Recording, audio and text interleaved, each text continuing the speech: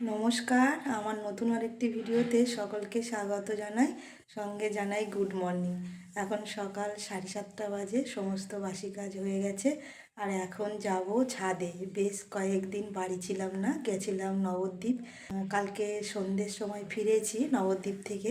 ছাদে তো প্রচুর গাছ বসানো আছে, আর গাছগুলোতে একদমই জল দেওয়ার কেউ ছিল না, মানে শ্বশুর শাশুড়িও বাড়ি নেই, ওরাও বোনের বাড়ি গেছে।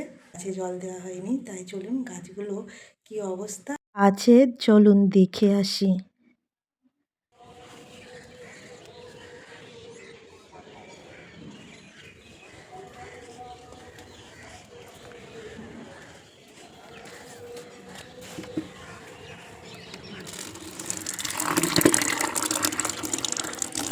গাছগুলো সব ঠিকই আছে, মরেনি। ভেবেছিলাম হয়তো মরে যাবে, কিন্তু মরেনি, সব গাছই ভালো আছে।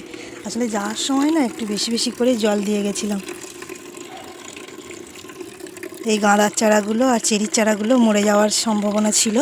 3 দিন 4 দিন হয়ে গেছে তো, ওর জন্য দেখছি তো ভালোই আছে। এই যে কুমড়ো গাছটাও ভালো আছে। এবার এখানে জল দিয়ে যাব বাগানে। বাগানে ধনেপাতা গাছ, পালং শাক জল দেওয়া নেই, ওগুলোতেও একটু জল দিতে হবে।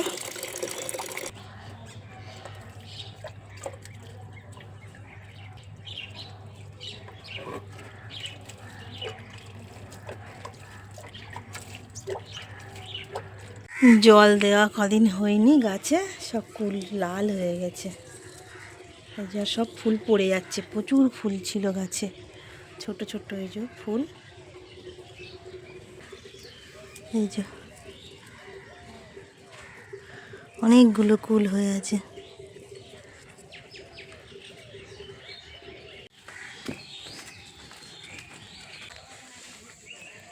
ধনেপাতার শাকগুলো দেখুন, বেশ ভালোই বড় হয়ে গেছে। জল দিলে না আরও তাড়াতাড়ি বড় হয়ে যেত।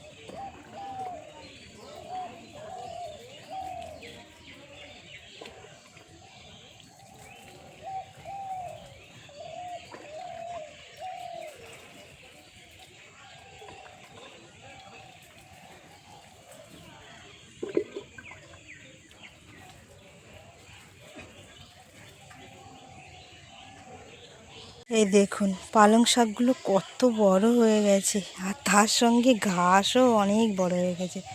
ঘাসগুলো বেশ পালং শাকের মতো সুন্দর চেহারা হয়েছে। এখানে তো ওলকপিও খাওয়ার মতো হয়ে গেছে। এই দেখুন, এই একটা, আর এই একটা আছে। ওলকপিগুলো খাওয়ার মতো হয়ে গেছে। এই যে ওলকপি বেশি পেকে গেলে না একদম ভালো লাগে না, একটু কচি কচি থাকলে আর মাছের ঝোল করলে বেশ ভালোই লাগে খেতে। বড়ি দিয়ে মাছ দিয়ে ঝোল করলে দারুণ লাগে। সব ওলকপিগুলোই আর কয়েকদিন গেলে সবগুলোই খাওয়া যাবে, কিন্তু আজকে দেখছি যে কয়েকটা বড় হয়েছে, 3 থেকে 4টে। গাছগুলো দেখুন কি সুন্দর হয়েছে। এদিকে বাঁধাকপি গাছগুলোও সুন্দর হয়েছে, এগুলো ফুলকপি ব্রোকলি সবই সুন্দর হয়েছে।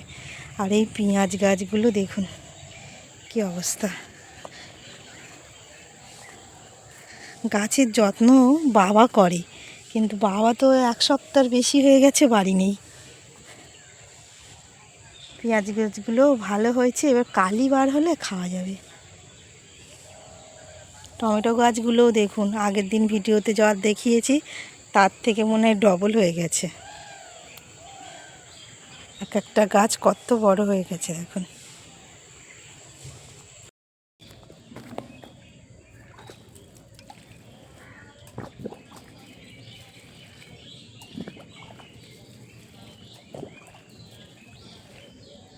পালং শাকে জল দিচ্ছি তো সব শুয়ে পড়ছে, বাবা কি করে জল দেয় তো কে জানে।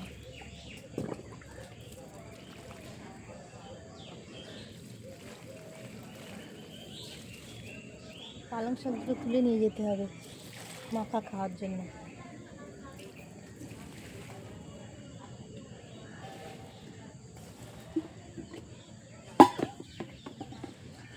পালং শাকে জল দিচ্ছি না, পালং শাকগুলো সব উল্টে যাচ্ছে। এই দেখুন কত বড় বড় হয়ে গেছে। পালং শাক বেশ অনেকটাই তুলে নেব, ভাজা করব না হলে মাখা করব।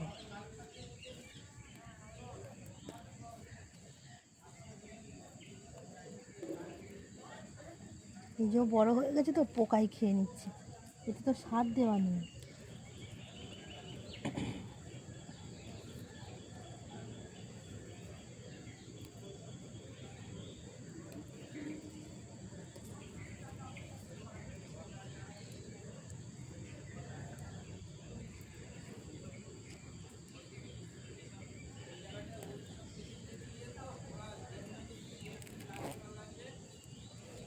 ঘাস শুধু তুলে নিই, বাড়ি গিয়ে বসে নেব।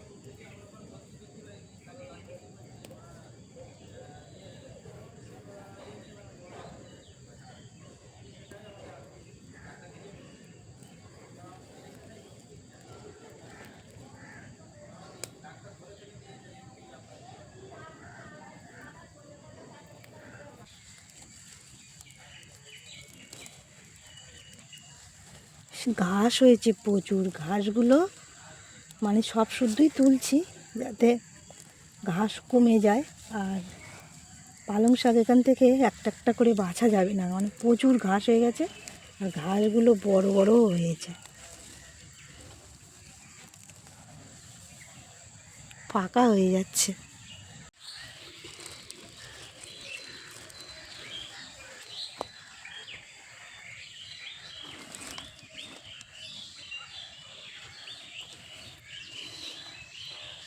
চলুন বাড়ি যাই।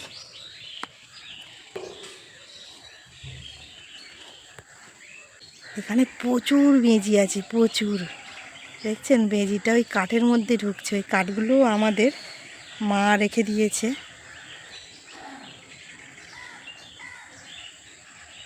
আর একটা দেখুন ওর বাচ্চাই যাচ্ছে, ওই যে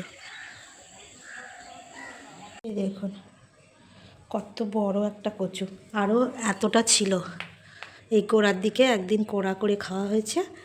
আর এই যে এটাও আমাদের বাড়ির কচু, একটা জায়গায় ছিল, দুটো ছিল, এর থেকে মোটা আর বড় আর একটা ছিল। সেটা বাবা মানে বিক্রি করতে নিয়ে গেছিলো, কিন্তু বিক্রি করিনি, এমনিতেই সবাইকে খেতে দিয়েছে। আর এই কচুটা বাড়িতে নিয়ে এসছে। এই কচু গোড়ার দিকে খেয়েছি, একটুও গাল চুলকায়নি। আর আজকে কাতলা মাছ এনেছে, কাতলা মাছ দিয়ে এই কচু রান্না করব।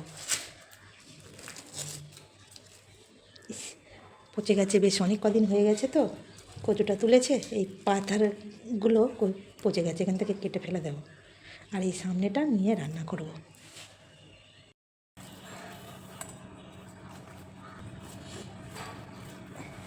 কচুটা ভীষণ ভারী, চালানো যায় না, তো 15 কেজি ওয়েট হয়ে যাবে।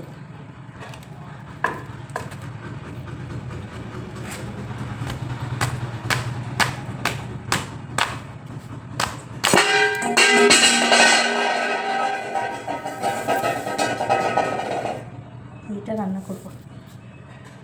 সেই কোন সকালে পালং শাকগুলো ধুয়ে রেখে দিয়েছি, আর এখন তো 12:30 বাজে। এখন এই কড়া গরম করে তার মধ্যে এই পালং শাকগুলো দিয়েছি। দেখুন কতটা জল বার হয়েছে।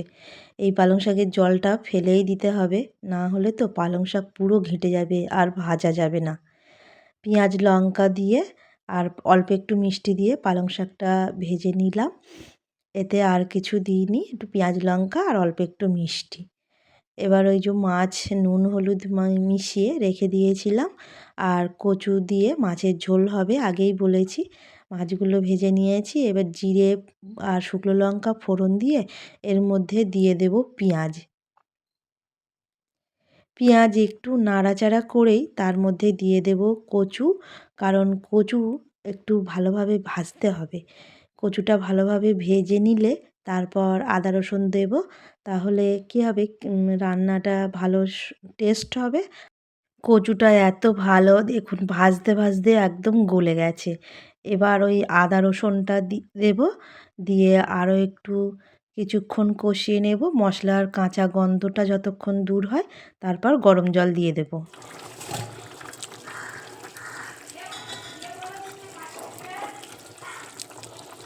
তরকারি হয়ে গেছে, তরকারি নামিয়ে নিয়েছি। এদিকে এখনও ভাত হচ্ছে। এই যে গাছের কলা পেকে গেছে তাই কাটলাম, আর ওদিকে ছেলে আর ছেলের বাবা ঠোঁট ছাড়াচ্ছে। আজকের ভিডিওটা আমি এখানেই শেষ করছি। আমার ভিডিওটি কেমন লাগলো অবশ্যই কিন্তু কমেন্ট করে জানাবেন। ভালো লাগলে একটা লাইক দেবেন, সাবস্ক্রাইব করে পাশে থাকবেন।